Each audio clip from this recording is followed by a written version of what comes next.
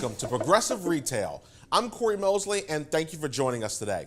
We've got a great show planned for you today, including my interview with technology company TagRail and our segments, Don't Be Ridiculous, Here's a Thought, and The Way I See It. The reality is, every manufacturer in some form or fashion is focused on the customer experience.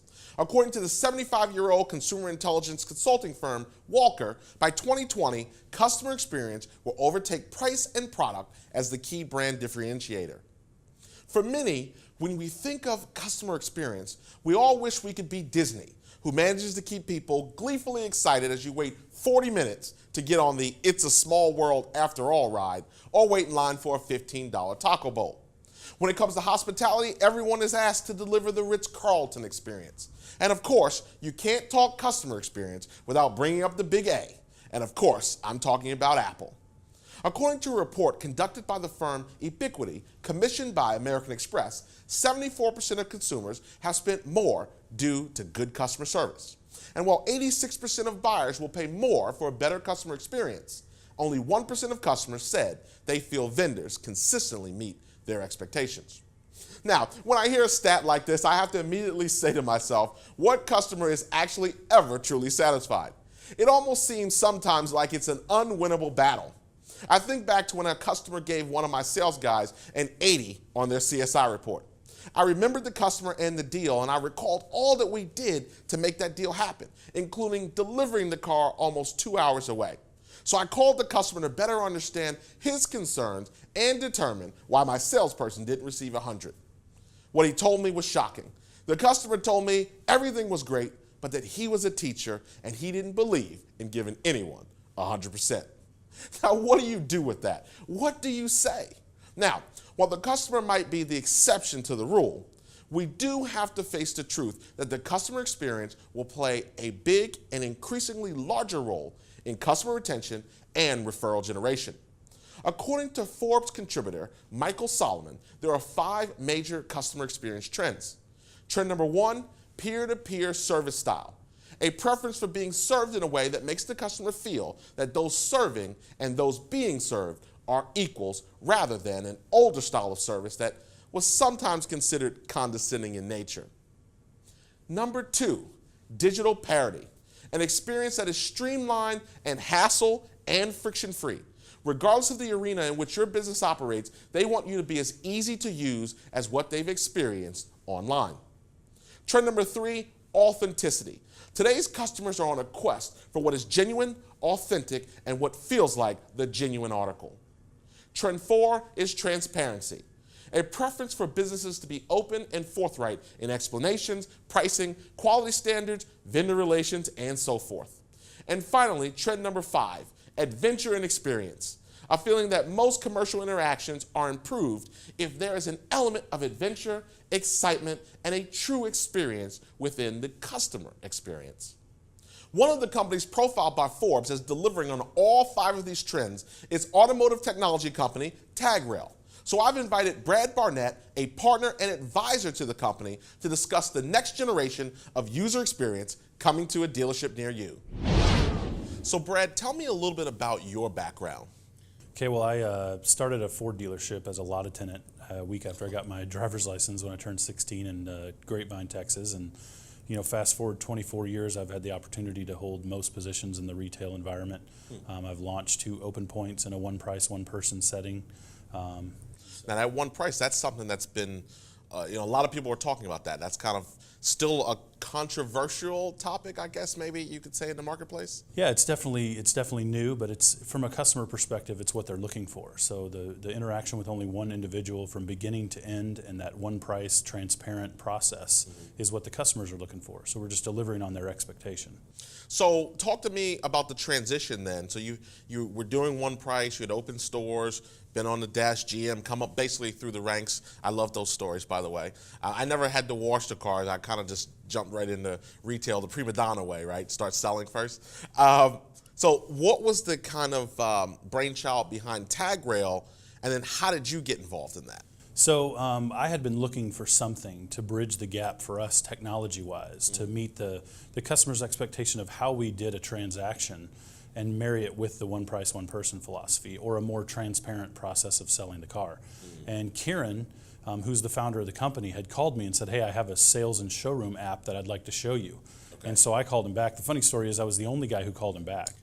Right. And well, so, we talked a little bit about that off camera, yeah, about the learning curve and just the adoption rate. So yeah, I'm sure. He came in and showed me what he had, and he obviously saw a need in an industry that, where other industries have tremendous technology to help that experience. And in the automotive industry, there really wasn't anything. And so after talking and then me saying, hey, that's great. What if it did this? Could we do this? And then 6 months later, he basically spent 6 months in the dealership helping create and craft this product tailored to the customer's expectations, working with the salespeople in a live environment where we were selling cars. And that's how it came to be. So a lot of companies, we're going to talk a little bit about kind of the customer experience and your belief systems behind that. But a lot of people want to be disruptors. That's the buzzword. Everybody's going to disrupt the industry, and we're going to change everything, and we're going to pull, push, and force everybody to make change.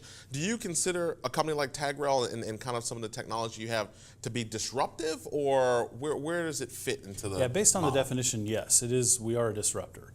When you look at the automotive industry and the commodities-based, type of industry that it is, the customer experience is what's going to separate the successful dealers from the ones that are not. And for us, that product allows the dealership to create an experience for their customer that's unlike anything they can get anywhere else. So talk to me about kind of the idea. Is it the philosophy in the belief system of what you guys are doing in the marketplace to position a salesperson or position a dealership to have a single point of contact and move them through the process? We talk a lot about the Apple experience. So talk to me kind of about the positioning and why this will be valuable to a dealer.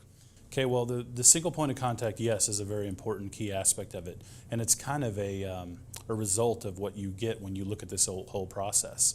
But it moves beyond just the single point of contact. The customer's experience shopping for a vehicle begins at home when they're online. Right. They're doing tons of research, they're finding vehicles, and what happens when they get into the dealership is that experience that they had online does not match what they're getting when they're in showroom.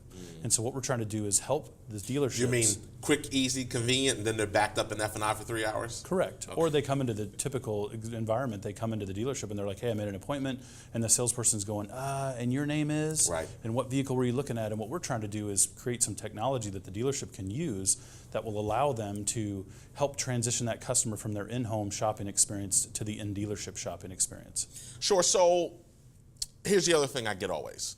Okay, great, iPad's going to solve all the issues. If we just add an iPad to it, then that's the answer. Let's add an app and get an iPad, and then all our problems are solved. Now we're going to be, it's the game changer. That's my other favorite word everyone likes to use. It's going to be the game changer. Throw an iPad at it, throw an app at it, problem solved. Yeah. Is that this?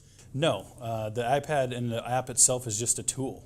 And so, the way I look at it, and a good analogy is, it's like a set of 3D glasses. You go to the movie and they give you a set of 3D glasses in order to enhance your experience while you're watching the movie. So the dealership is still creating the movie, directing in it, and starring in it. All we're doing is providing them with the 3D glasses they can give their customer to make it a more transparent, less confrontational, and an exploratory type experience for the customer and the salesperson to go through together. Interesting.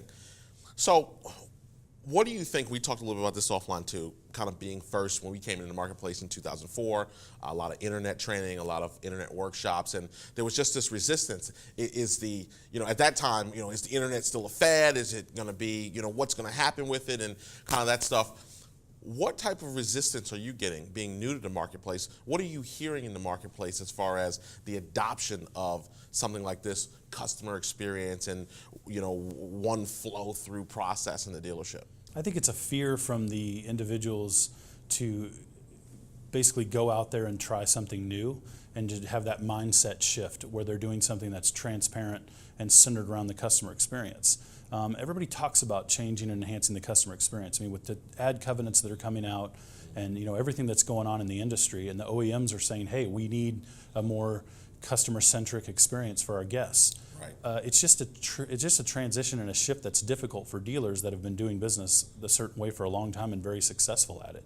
And so for us, it's to help them understand that they don't have to go full-fledged and change everything that they do right away. The nice thing about the TagRail product is it's based on modules, so they can start with 1 or 2 modules and then grow as their experimentation with wanting to be a more transparent and customer-centric experience dealership grows, they can grow with our product.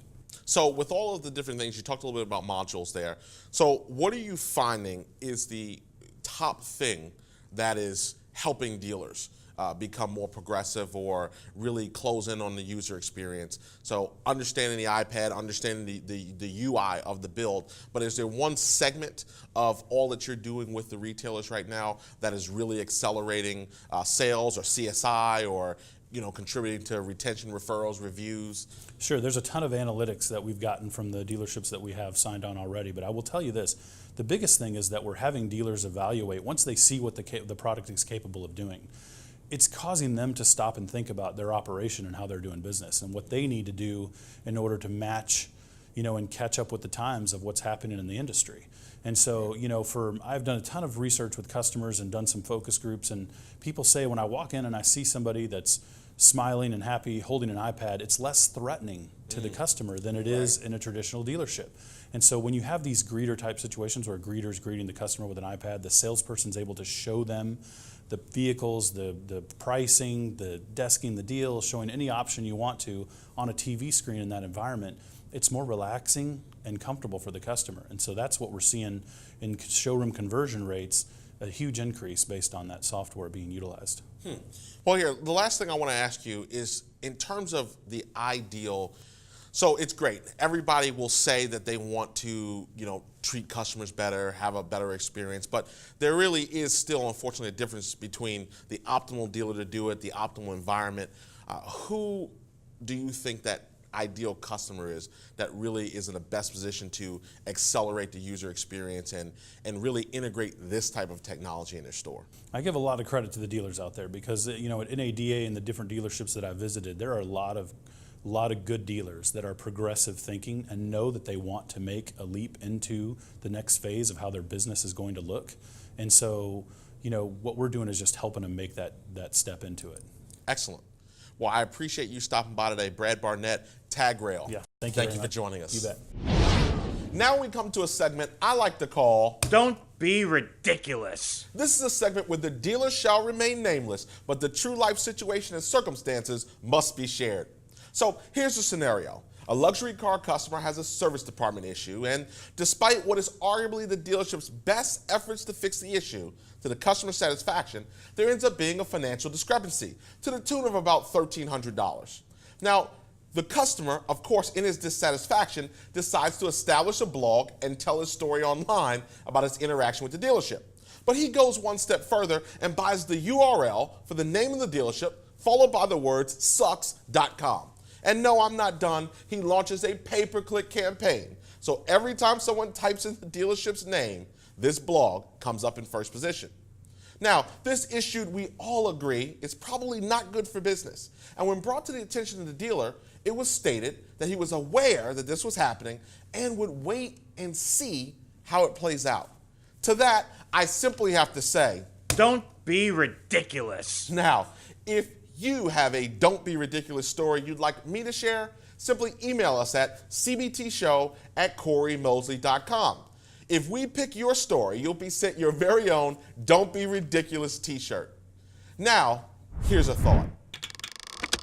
For my Here's a Thought segment, I want to expound on the handling of the customer issue by challenging all decision makers to pick your battles and to think big picture. In a world of ROI, how would you weigh the $1,300 retail service bill, by the way, so it's even less when you look at net cost? How do you weigh that against the negative publicity and exposure that a customer who is simply exercising his right to free speech is getting? It can't possibly be worth it. In my final segment today, this is the way I see it. In our final segment today, looking back at today's show, I simply posed the question to you. What are you doing about the customer experience in your dealership? Is there a wow factor? Is it customer-centric? Is it something that your customers are saying, I've never had this experience at a car dealership before? Or is it just business as usual? Is that Sanka in your coffee pot you're serving customers? You might say, Cory, but do people actually care about the coffee you serve?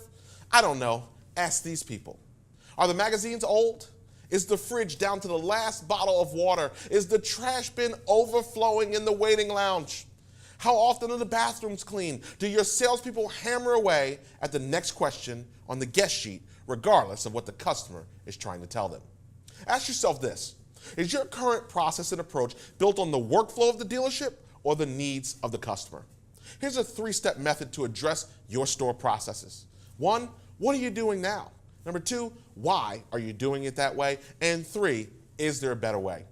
All too often, the answer to the second question is because that's the way we've always done it. And of course, in today's market, to quote best-selling author Marshall Goldsmith, what got you here won't get you there.